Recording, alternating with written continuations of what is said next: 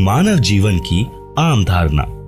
जब तक यथार्थ आध्यात्मिक ज्ञान नहीं होता तो जन साधारण की धारणा होती है कि बड़ा होकर पढ़ लिख कर अपने निर्वाह की खोज करके विवाह कराकर परिवार पोषण करेंगे, बच्चों को उच्च शिक्षा तक पढ़ाएंगे, फिर उनको रोजगार मिल जाए उनका विवाह करेंगे, परमात्मा संतान को संतान दे, फिर हमारा कर्तव्य पूरा हुआ।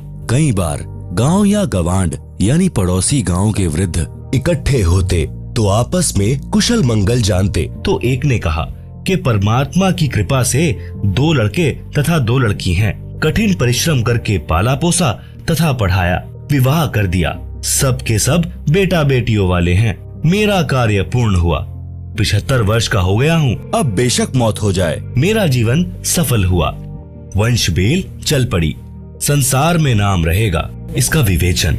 उपरोक्त प्रसंग में जो भी प्राप्त हुआ वह पूर्व निर्धारित संस्कार ही प्राप्त हुआ, नया कुछ नहीं मिला।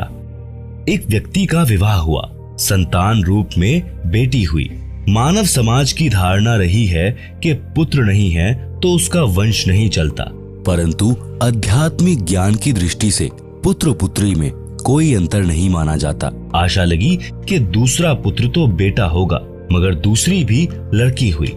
फिर आशा लगी कि परमात्मा तीसरा तो पुत्र दे, परंतु तीसरी भी लड़की हुई। इस प्रकार कुल 5 बेटियां हुई, पुत्र का जन्म हुआ ही नहीं।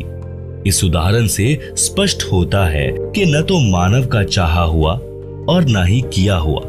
जो कुछ हुआ संस्कार वश ही हुआ। यह परमेश्वर का विधान है। मानव शरीर प्राप्त प्राणी को वर्तमान जन्म में पूर्ण संत से दीक्षा लेकर भक्ति करनी चाहिए तथा पुण्य दान, धर्म तथा शुभ कर्म अवश्य करने चाहिए।